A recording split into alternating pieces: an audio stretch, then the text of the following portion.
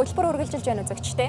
Бид яг одоо соёл, спорт, аялал жуулчлал залуучуудын яамны төрийн нарийн бичгийн дараагаар ажиллаж байгаа Бат Эрдэнэийг студид урьж авчирч COP17 хурлын үеийн спорт арга хэмжээ, аялал жуулчлалын талаар ярилцахаар студид урьж авчираад байна. Манай ярилцлагын урилгыг хүлээн авч ирсэн танд юун төрөнд маш их баярлалаа. За тэгэхээр COP17 хурлын одоо бэлтгэл ажил бол сүүлийн 2-3 жил бол тасралтгүй явсаар өнөөдөр энэ хурал өчигдөр бас нээлттэй хийгээд ингээд явж байна. Таны хувьд гэх юм бол сүүлийн хагас жилийн хугацаанд бас COP-ийн бэлтгэл ажлыг бол хангасан гэж ойлголоо тийм ээ. Тэгэхээр энэ бэлтгэл ажлын хүрээнд энэ танай яамны зүгээс яг ямар хөтөлбөрүүдийг энэ бид нар одоо харж байна л да. Тэгээд бид эргэн тойрон бидний арт ч гэсэндээ одоо ингээд соёлын арга хэмжээ болж шүү дээ. Тэгэхээр ямар хөтөлбөрүүдийг хүмүүс ирээд үзэж болох вэ? За манай яамнаас бол энэ COP17 зохион байгуулж байгаа үндэсний хорооноос манай яамны үндсэн чиг өргөт соёл, аялал жуулчлал, зочид буудлын хөтөлбөр хариуцуулахаар даатгсан байгаа. Тэгээд энэ хүрээндээ бид нэр дэд хороог миний бие ахалж ажиллаж байгаа. За бид нар бол энэ цэнхэр болон ногоон бүс дээрх соёл урлагийн одоо бүх арга хэмжээг зохион байгуулж байгаа. Мөн энэ хоёр зооноос гадуурх одоо соёл урлагийн болон бусад арга хэмжээнүүдийг бас давхар зохион байгуулж явж байгаа. Жишээ нь бид нар гадуурх ажлууд дээр бол Silk Road Caravan буюу Тэмээжингийн цуваа COP16-г COP17-той холбож байгаа энэ хөтөлбөр арга хэмжээг бид нэр зохион байгуулсан. Энэ хөтөлбөр арга хэмжээ нь өөрөө өмнөх одоо COP16-г Риадаас ахуулаад бусад одоо төв-төвийн улсын төлөөлөл оролцоод 12 хүний бүрэлдэхүүнтэй Турк улсаас эхэлсэн. Турк улсаас эхэлсэн энэ аялал нь Оросын холбооны улс, Казахстан улс, Кыргызстан улс, мөн одоо Хятадын бүгд найрамдагчдад ард улсаар дамжаад манай нутагт энэ сарын 8-наас 15-ны хооронд манай төвийн бүс болон говийн бүсийн нүүдлийн малчтын бэлчээртэй одоо хэрхэн зогсож амьдардаг нүүдлийн малчтын бэлчээрийг одоо менежментийг сайжруулах чиглэлээр одоо байгаа яг нүүдлийн соёл ахуйг судлахаар хүрэлцэн ирээд өнгөрсөн өчигдөр буюу одоо нээлтийн өдөр COP16 COP17-той холбож байгаа энэ хурал энэ зохион байгуулалтынхаа хүрээнд ерөнхий найруулагч буюу одоо цэнхэр бүсийн маань хариуцж байгаа хүмүүстэй делегашн буюу одоо энэ тайлан хилцүүлгүүдэд одоо өргөн барьсан байгаа. Ингэснээрээ өчигдөр болвол COP16 дуусар болоод COP17 эхэлж байгаа. За би түрүү хэлсэн манай яам мөн бас зочид буудал аялал жуулчлалын хөтөлбөрийг бас хариуцж байгаа. Зочид буудал гэхэд одоо өнөөдрийн байдлаар бол 2000 орчим одоо өрөө зохион байгуулж бид нэр аялал жуулчлалын мэргэжлийн холбоо болон тур компаниудтайгаа нийлээд Улаанбаатар хотын одоо бүсд байгаа зочид буудлуудыг бид нэр зохион байгуулад үйл ажиллагаагаа аваад явж байна. Мөн аялал жуулчлалын чиглэлээр бид нэр өдрийн аялал болон богино аялал, уртын аялал гэсэн хэд хэдэн аяллуудыг бид нэр мэргэжлийн байгууллагуудтайгаа хамтраад зохион байгуулад одоо энэ зочид төлөөлөгч нартай санал болгоод үндсэн вебсайтаараа төлөөлөгчдөд хамааралтай тийм.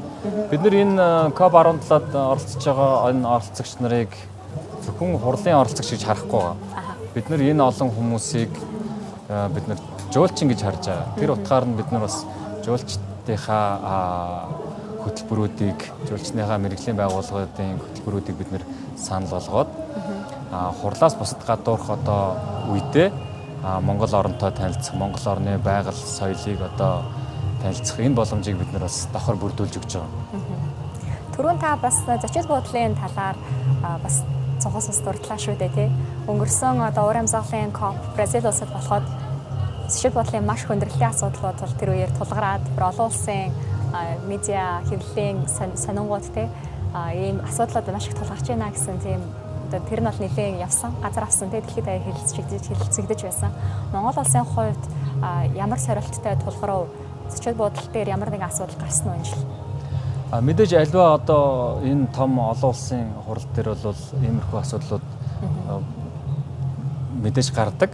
Тэр тусмаа манайх шиг энэ жижигхэн хүн амтай жижигхэн хотод бол энэ ах олон хүн ирж байгаа тохиол бид нэр бэлтгэл ажил сайн байсан тулдаа бид нэр харьцангуй одоо бага бэрхшээлийг туулж байна. Жишээ нь нийслэл Улаанбаатар хотын хэмжээнд ер нь бол яг зэрэглэл өндөртэй гэдэг юм уу нэг 70 орчим зочид буудал байгаа. Тэр зочид буудалдаа бид нэр энэ одоо хүмүүсийг хуваарлаад энэ хүмүүсийнхаа одоо тэр ирэх тэр хуваар болон энэ хүмүүсийн буудал хуваар дээрэс нь энэ хүмүүс яг онгоцны буудал дээр ирээд зочид буудалтаа буугаад зочид буудлаасаа энэ цэнхэр ногоон бүс дээр ирэх энэ аюулгүй байдал болон энэ зохион байгуулалтуудыг хийж байгаа. Олон хүнтэй харьцаж байгаа болохоор олон хүний зохион байгуулалт хийж байгаа болохоор мэдээж жижиг сажиг бэрхшээлүүд гарч байгаа. Буудлаа андуурах гэдэг юм уу те автобус болон таксины одоо энэ хуваарлалтаас хулаад бас жижиг бэрхшээлүүдийг бас бид нар тухайн яг цаг үед нь тааруулаад ингээд зохион байгуулаад явж байна. За, хоёулаа цэгэр бүс болон ногоон бүсэд болж байгаа арга хэмжээнүүдийн хоорондын ялгааг бас үзэгчдэд хүргэе. Тэгэхээр цэгэр бүс бол бидний өмнө бол одоо ингээд харагдаж байна. Энэ бүсэд маш олон монгол гэрүүдийг бас барьсан байна.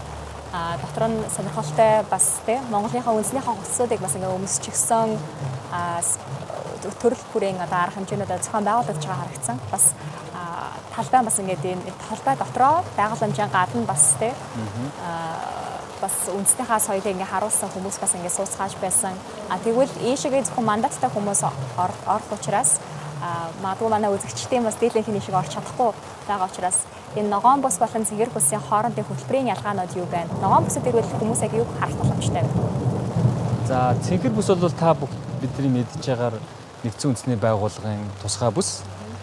Тийм болохоор бид нар тусгай бүсд соёлын арга хэмжээг мэдээж илүү нүүдлийн энэ малчтын энэ онцлог, нүүдлийн малчтын энэ зан заншил, нүүдлийн малчтын энэ байгаль ахуйтайгаа хэрхэн зохицож амьдардаг энэ соёлын биет болон биет бус үеийг бид нэр цэнхэр бүс дээр төлөхөө одоо хөтөлбөртөө тавьж өгсөн байгаа. Дээрээс нь бид нар хэтэрхий их мэдээж хурал яг албан ёсны хурал явж явах дуу аваа гаргаж болохгүй тэр хурлыг бас өмүүлэх хэмжээнд байж болохгүй болохоор бид нар илүү их соёлын биет бус өв болох одоо ноос самнахч гэдэг юм уу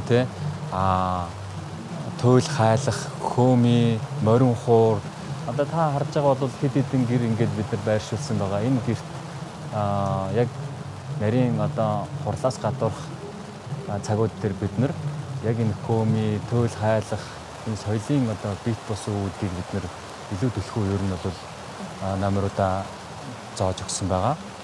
Ногоон бүс бол харьцангуй олон нийтэд болон яг энэ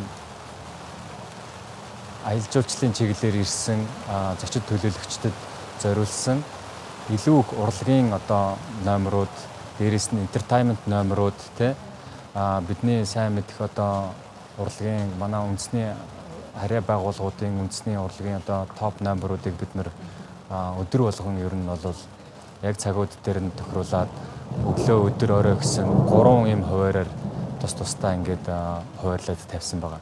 Тийм болохоор манай иргэд болон олон нийт ногоон бүс дээр ирэх юм бол гадны зочид төлөөлөгчд мөн ногоон бүс дээр ирэх юм бол яг энэ Монголын энэ ондоошил, Монголын энэ бие биелгээ болон энэ соёлын өвүүдээс бол гадна мэдээж бидний урдаа барьдаг уртын дуу болон одоо бүжиг Монголын үндэсний бүжгүүдийг бас бид нэр хуваарьт нь оруулж өгсөн байна. За баярлалаа. Түрүүн та одоо энэ гаднаас ирж байгаа зочид төлөөлөгч нарыг ерөнхийдөө жуулчид гэж харж байгаа гэж хэлсэн тийм ээ.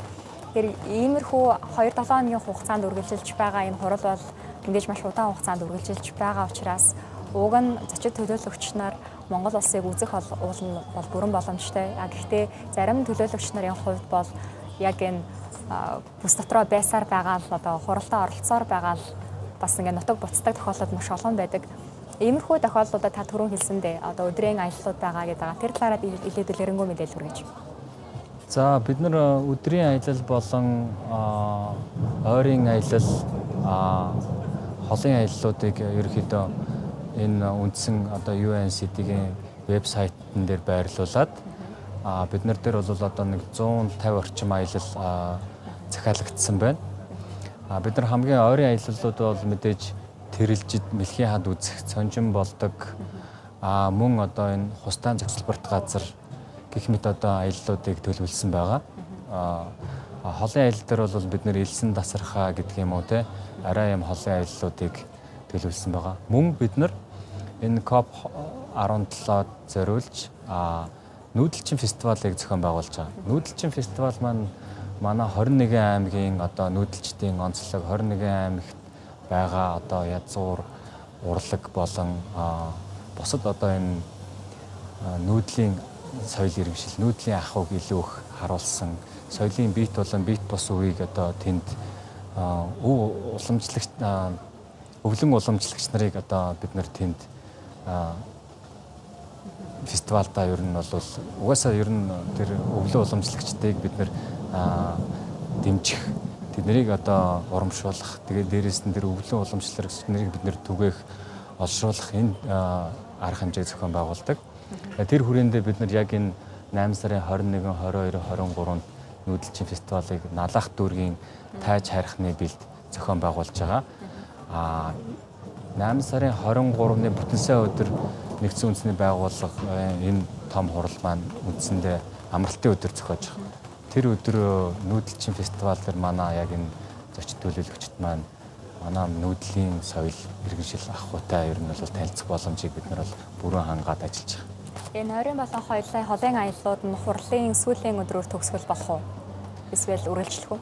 За мэдээж 14 хоногийн хугацаанд зарим төлөөлөгчд, зарим хурал дээр оролцож байгаа хүмүүс маань гаптай өдрүүд, амралтын өдрүүд нь мэдээж гарч байгаа. 1-2 өдөр одоо хуралгүй өдрүүд дээрээ бид нар дээр ер нь бол тэр үндсэн систем дээр захиалга өгөөд манай мэрэгжлийн аялал жуулчлалын байгууллагууд тэр захиалга өгснөхийн дагуу одоо аяллыг зохион байгуулад явж байгаа. За манай ярилцлагын урилгыг хүлээн авч манайс төдий дээр ярилцлага өгсөн тань маш их баярлалаа. Ажлын өндөр амжилтыг хүсье. Та бүхэнд бас ажлын өндөр амжилт хүсье.